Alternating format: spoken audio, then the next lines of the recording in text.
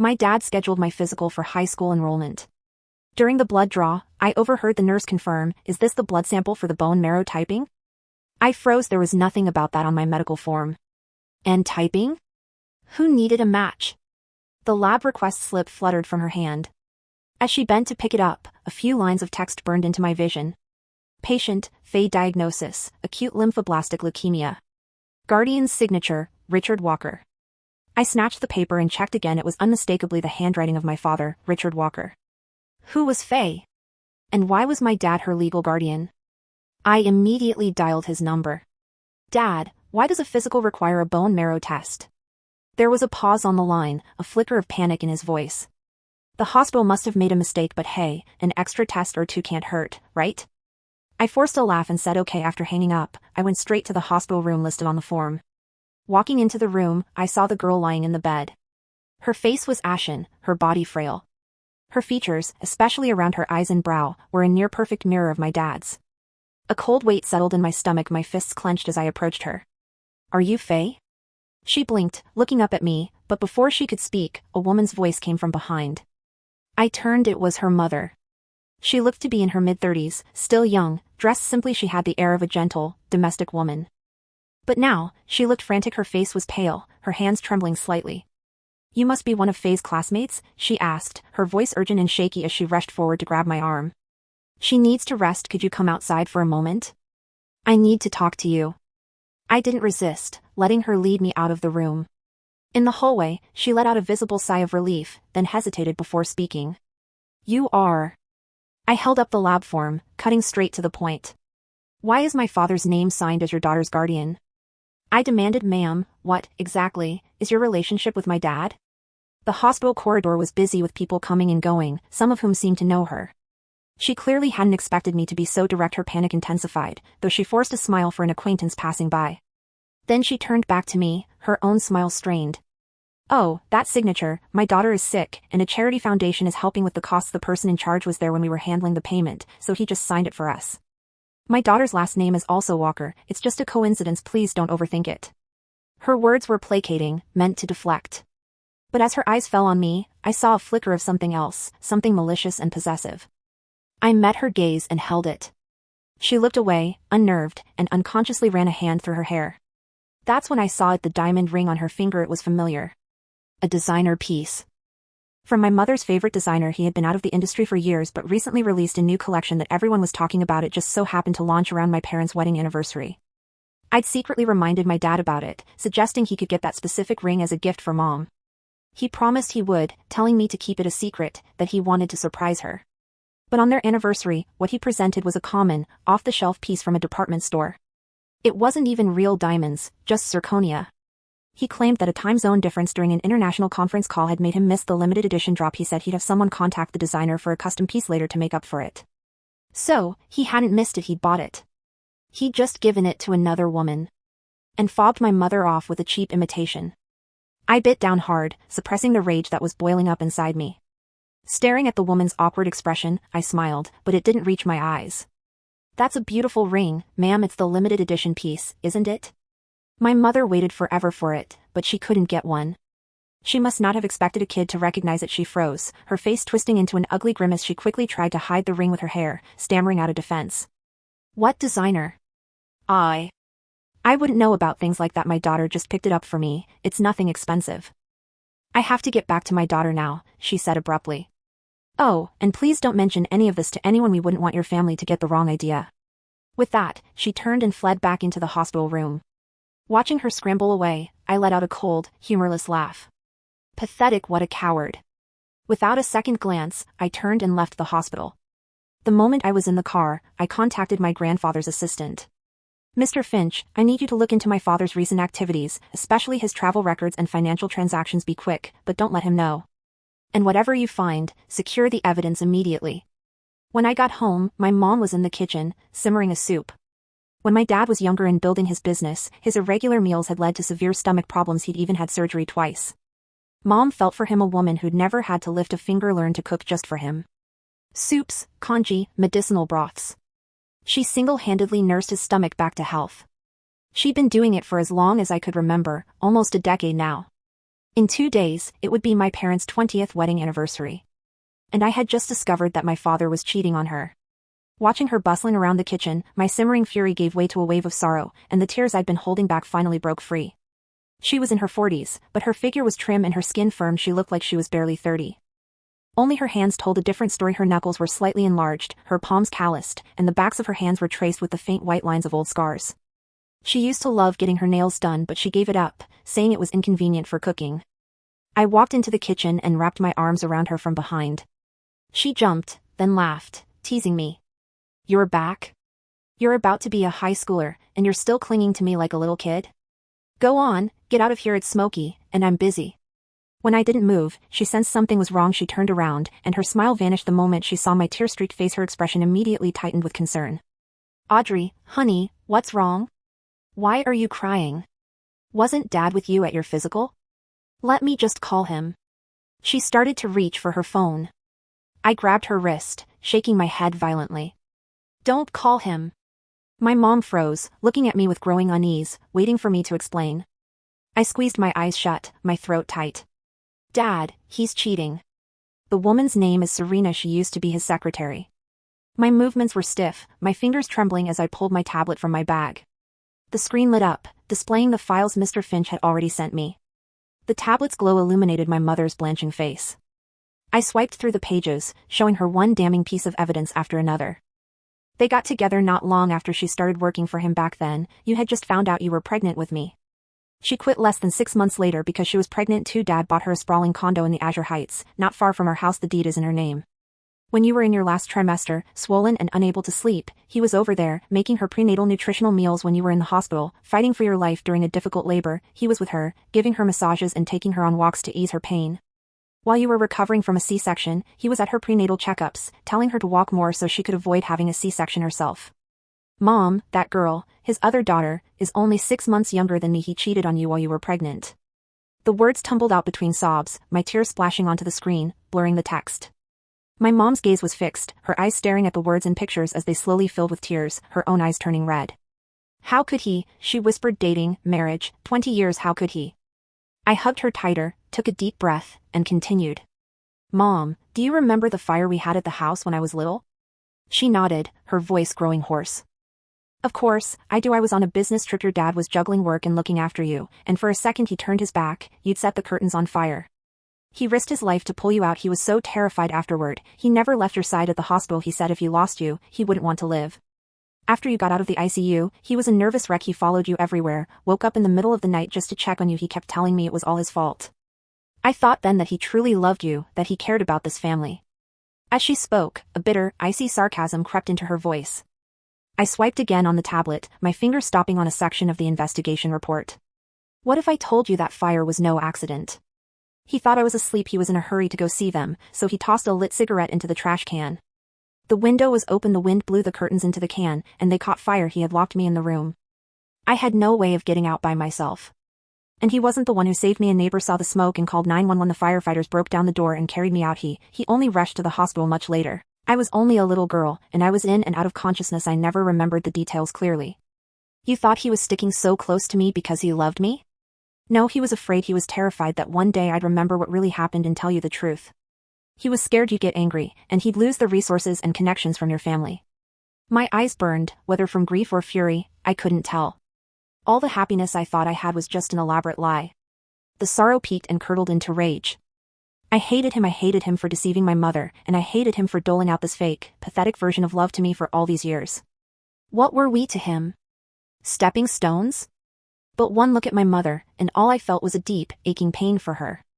She was the one who was truly broken by this. I was about to say more when my phone rang. It was the hospital. "Hello, is this Audrey Walker?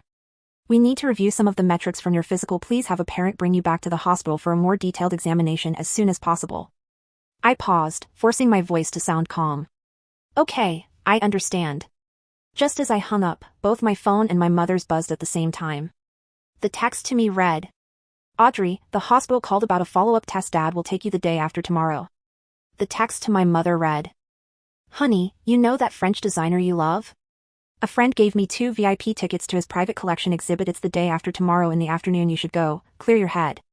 The day after tomorrow, the same day as my hospital appointment. He was deliberately sending Mom away so he could take me alone. My mother and I looked at each other, not a word was needed. I couldn't wait to see the look on his face when his whole scheme came crashing down. 2 days later, my father and I drove to the hospital. While waiting at a red light, he picked up his phone and sent a voice message to my mom. "Honey, are you at the gallery yet? Was parking okay?" He was testing her. A moment later, Mom replied. "I'm here, just waiting in line to get in, had to park a bit far, it was a bit of a walk." She attached a photo of herself and a friend, smiling, in front of the gallery. My dad zoomed in on the picture, then texted again. "I heard they have morning fog on display, did you see it? I remember you love that artist." A few minutes later, another photo came through, this one from inside the exhibit hall.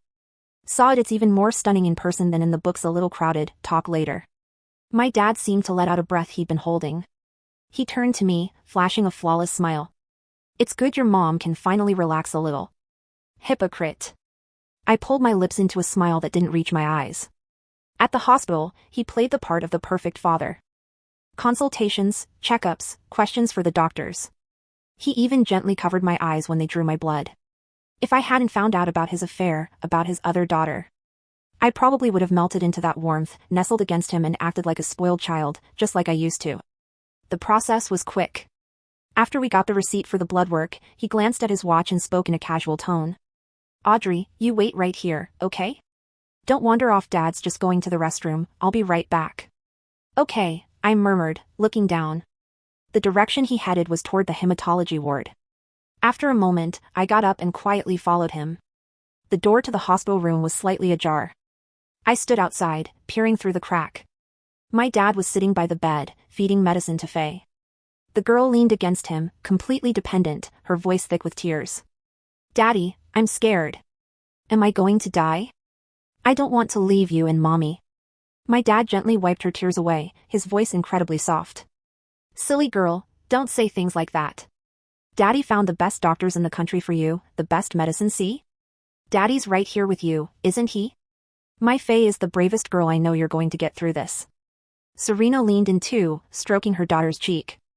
"Don't be scared, sweetie, Mommy and Daddy are here for you." Your dad has pushed aside all his work, running to the hospital every day, contacting specialists and professors. "Remember that time you spiked a fever in the middle of the night? Your dad was in a meeting overseas, but he got on the red-eye flight the second he got the call. He stayed by your side for 2 days and 2 nights without sleeping. With Daddy here, you have nothing to fear. A perfect little family, happy and whole." And I was the clown standing on the outside. I remembered when I was 8, I had acute pneumonia, my fever was soaring over 103, and I was coughing so hard I could barely breathe. My mom rushed me to the hospital, her hands shaking with fear. She called him over and over, but all she got was a single text message back. "With an important client, can't get away, you'll have to handle it." That entire night, it was just my mother, holding me in the emergency room as I shivered through my 4-drip until dawn. I found out later that on that very night, Faye had been throwing a tantrum, refusing to let him leave. His important client was them. My fingernails dug into my palms, but I couldn't feel the pain. Suddenly, a hand rested on my shoulder. It was my mother. She gave me a look that said, "It's okay." Just then, the attending physician spoke with a smile. "Mr. and Mrs. Walker, please don't worry, little Faye's numbers have been a bit unstable lately, but overall, her condition is manageable with such dedicated parents supporting her. The child's positive mindset is crucial for her treatment. Our team of experts has thoroughly reviewed the bone marrow transplant plan. We're just waiting for the donor to be ready, and then we can proceed with the surgery." "I'd do anything to save Faye," my dad said, his eyes fixed on the girl, his voice firm and resolute. "Anything to save Faye. Then what about me? The one being used as a donor. Were my wishes, my health, even worth considering?" A dull, numb ache spread through my chest. My dad turned to the doctor, his tone confident. "I've already worked things out with the donor. We should be able to finalize the procedures today. As for the surgery, I'll leave it in your capable hands. Please schedule it as soon as possible." An older specialist standing nearby nodded in agreement. "Mr. Walker, you are truly a man of action, especially when it comes to your child. Rest assured, the operating room is ready as soon as the donor completes the final pre-op examinations and preparations. We can begin. A child with such a resourceful and hands-on father is truly blessed." The head nurse chimed in with a sigh. "It's true, Mr. Walker is here almost every day. We've all seen it. It's so rare to see a man who is both successful and so devoted to his family these days." Another doctor added, I heard that not only is Mr. Walker tirelessly working to save his daughter, but he has also personally established a special assistance fund to help other families in similar situations. That kind of compassion is truly admirable. The room was filled with praise and compliments. They painted him as the perfect father, a paragon of virtue. A round of applause broke out. The atmosphere was glowing. My mother, holding my hand, pushed the door open and stepped inside. Her voice was cold as steel. Richard, is this what you meant by a follow-up? Lying to me so you could use our daughter as a donor for your illegitimate child? The applause died instantly. It didn't taper off, it was severed, as if the air had been sucked out of the room. Richard froze his hand, half raised to acknowledge the praise of the medical staff, remained suspended in the air. He turned slowly, his neck stiff, his eyes widening as they landed on my mother. Elena, he choked out. His voice was a cracked whisper, stripping away the confident baritone he had used just seconds ago. You're at the gallery. I saw the photos. Mom stepped fully into the room, her heels clicking sharply against the linoleum. She didn't look at Serena, she didn't look at Faye. Her gaze was a laser fixed on the man she had spent 2 decades with. The photos? Mom pulled her phone out and tossed it onto the foot of Faye's bed. It landed with a heavy thud. My assistant is enjoying the exhibit. She's remarkably photogenic from a distance, isn't she? And thanks to modern technology, forwarding a GPS location is child's play. Serena, who had been sitting on the edge of the bed, stood up abruptly. She tried to muster some dignity, smoothing her skirt, but her eyes darted nervously between Richard and the open door. Mrs. Walker, Serena began, her voice trembling but defiant, I know this looks bad, but we're just trying to save a life here. Surely, as a mother, you can understand. Shut up, Mom said. She didn't shout, she didn't even look at her. The command was delivered with such icy authority that Serena's mouth snapped shut. Mom turned to the head doctor, who looked like he wanted to vanish into the floor tiles. Doctor, she said coolly, my husband seems to be under the impression that he can consent to a surgical procedure on a minor without the agreement of both parents. Let me make this clear, I do not consent. My daughter does not consent, and if you touch a single hair on Audrey's head, I will sue this hospital into the ground. I will strip the licenses from every person in this room. The doctor stammered, Mrs. Walker, we were told the family was in full agreement. We had the intake forms signed by a liar and an adulterer. I cut and I stepped forward, standing shoulder to shoulder with my mother. I looked at my dad. You wanted to harvest my bone marrow, Dad? For her? I pointed at Faye. The girl looked terrified, shrinking back against her pillows. Richard's face flushed a deep, mottled red. He stood up, trying to regain control of the narrative. Audrey, Elena, please not here. Let's not do this in front of the child. He held out his hands in a placating gesture, the same one he used when he was trying to close a difficult business deal. Faye is innocent in this. She's dying. Elena, she's my daughter too. Audrey is the only match. It's a matter of life and death. How can you be so cruel? Cruel? Mom laughed, a sound devoid of humor. Cruel is missing your wife's birth because you were with your mistress. Cruel is buying a condo for your lover with our joint funds. Cruel is leaving your daughter to burn in a fire you started. The room went dead silent again. The nurses exchanged horrified glances. Richard paled, the color draining from his face so fast he looked like a corpse. That was an accident, you know that. Do I?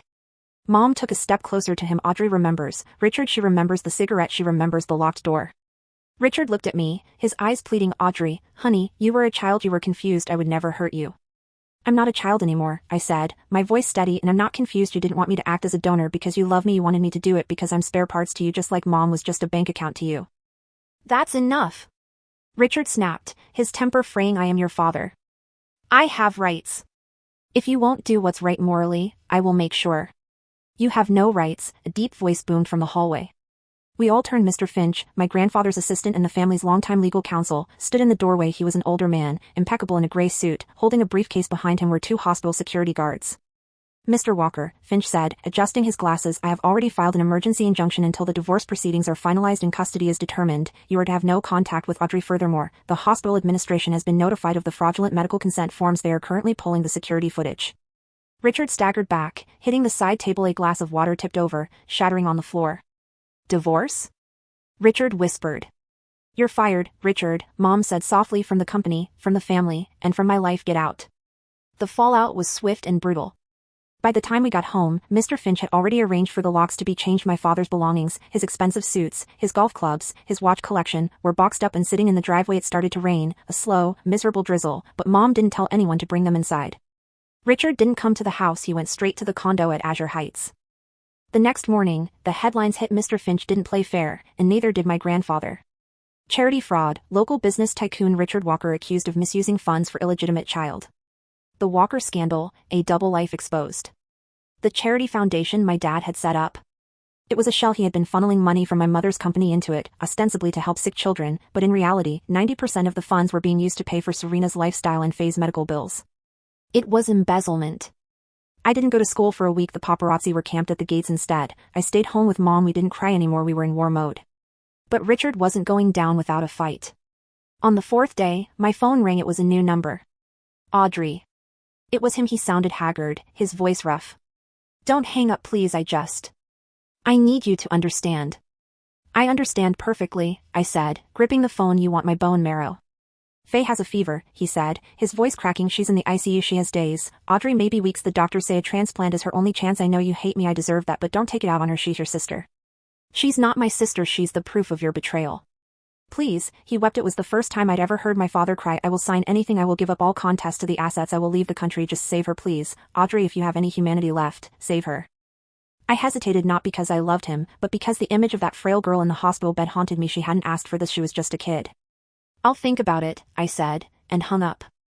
I went downstairs to find Mom. She was sitting at the kitchen table with Mr. Finch, looking over stacks of financial documents. She looked tired, but her eyes were sharp. He called you, she stated. It wasn't a question. Yeah, he says Faye is dying. Mom sighed, taking off her reading glasses. She is. The medical reports are genuine. Richard is desperate. Mom, I asked, sitting opposite her, if I don't do it, am I a murderer? No, Mom said firmly. You are a victim of coercion. Bodily autonomy is absolute. Audrey, you cannot be forced to undergo a major medical procedure for anyone, not even me. Mr. Finch cleared his throat. There is something else you should know, Audrey. We received the full medical history from the hospital during discovery for the lawsuit. He slid a file across the table. What is this? HLA typing results, Finch said, from 2 months ago. I opened the file. It was a lot of medical jargon, but one line was highlighted in yellow. Donor, Richard Walker. Match status, 6 out of 6. Partial match status, compatible. I stared at the paper. The world seemed to tilt on its axis. He's a match? I whispered. Not a perfect match like you might be, Finch explained, but a sufficient one. Doctors prefer a 10/10 match, which is why they tested you, but a parent is often a haploidentical match. It's a more difficult procedure, slightly higher risk of rejection, and the recovery for the donor is more painful because of the age difference. He knew? I looked up at them. He knew he could save her? He knew, Mom said, her voice dripping with disgust. He was tested before he even brought you in for that physical. The doctors recommended he proceed, but he stalled. He claimed he had underlying health conditions, his stomach issues, that made him unfit for anesthesia. Stomach issues? I scoffed. He plays tennis every weekend. He was scared, Mom said bluntly. He's a coward. He didn't want to go through the pain and the recovery time. He didn't want to risk his own body, so he decided to use yours instead. The last thread of hesitation in my heart snapped. He wasn't begging me to save Faye because I was the only hope. He was begging me because he didn't want to be the one to bleed. We didn't keep this quiet. The next day, Richard held a press conference outside the hospital. He played the grieving, persecuted father perfectly. He wore a rumpled suit, looked unshaven, and wept on camera. My wife is using our daughter as a weapon, he told the reporters. She is letting an innocent child die out of spite. I am begging the public, please, help me convince them. Social media exploded. People who didn't know the full story started attacking Mom and me. Heartless monsters, they called us. How can a sister let a sister die? It was a PR nightmare. He's trying to force your hand through public pressure, Finch said, watching the news feed on his tablet. He thinks if he makes you look like a monster, you'll cave. Get the car, I said, standing up. Audrey? Mom looked at me, concerned. We're going to the hospital, I said. He wants a show? Let's give him the finale. The hospital lobby was chaotic. Reporters were swarming when Mom and I walked in, flanked by security. The flashes went off like a lightning storm. Richard was there, near the elevators, talking to a news crew. When he saw us, his face lit up with a triumphant, predatory hope. He thought he had won. Audrey! He rushed over, the cameras following him. Thank God you're here. You're going to do it, right? You're going to save her. He reached for me. I stepped back. I'm not here to donate, Richard, I said, my voice loud enough for the microphones to pick up. What? His face fell. Then why are you here? To gloat? To watch her die? I pulled the file Mr. Finch had given me out of my bag. I'm here to give you this. I shoved the papers into his chest. He fumbled with them, looking confused. Read it, I commanded. He looked down. I saw the moment he realized what it was. His face turned the color of ash. He tried to hide the papers, to crumple them, but I was faster. I grabbed the wrist of the reporter standing nearest to us and pulled the microphone closer. My father, I announced to the room, to the cameras, to the world, has been a match for Faye for 2 months. A gasp rippled through the crowd. He is a compatible haploidentical donor, I continued, my voice shaking with rage, but he refused to do the surgery. He told the doctors he was too fragile. He wanted to use me, his 14-year-old daughter, because he was too much of a coward to endure the pain himself. Richard stammered, backing away. No, it's complicated, my stomach condition. You played tennis 3 days ago. I screamed. I saw the club records. You're not sick, you're just selfish. I turned to the camera. He is willing to let his child die unless I sacrifice my body for him. He has the cure in his own veins, and he refuses to give it. I looked back at Richard. He was trembling, but this time, there was no sympathy in the room. The reporters were looking at him with dawning horror. You want to save her, Dad? I hissed. Get on the table, be a man, save your daughter yourself. Then, the elevator doors pinged open. Serena stepped out. She looked wrecked. She had clearly come down to see what the commotion was. She had heard the last part. She walked up to Richard. She didn't look at me. She looked at the man she had destroyed a family for. Is it true? She asked, her voice barely a whisper. You're a match? Richard looked at her, panic in his eyes. Serena, baby, the doctor said it was risky for me, you know my health. Smack. The sound of the slap echoed through the lobby. It was vicious. You liar. Serena screamed, flying at him. She clawed at his face. You told me she had no other choice. You told me we had to wait for Audrey. You let her suffer for months? 4 months. Security rushed in to pull them apart. Richard was bleeding from a scratch on his cheek, looking around wildly, but there was nowhere to hide. The cameras captured every second of his disgrace. The aftermath was a slow burn. Richard's reputation was incinerated. The video of me exposing him and Serena attacking him went viral globally. The narrative flipped overnight. He wasn't the grieving father, he was the coward who wouldn't bleed for his own child. Under the immense weight of public scrutiny and Serena's hysteria, Richard was forced to undergo the transplant. He had no choice. If he didn't, he would have been a pariah, likely facing criminal negligence charges that Finch was threatening to file. He went into surgery a week later. Because he was an older donor and the match wasn't perfect, the procedure was brutal for him. He reacted badly to the anesthesia and developed an infection. Post-op, he spent weeks in the hospital, in agony. I didn't visit him. The transplant was technically a success for Faye, but her body was weak from waiting so long. She survived, but she would have a long road of recovery ahead. During the investigation into Richard's finances, the police reopened the case of the house fire from 10 years ago. With Mom's testimony about his behavior that night and the discovery of an old insurance policy Richard had tried to claim on, which had been denied due to suspicious circumstances but never prosecuted due to lack of hard evidence, the authorities dug deeper.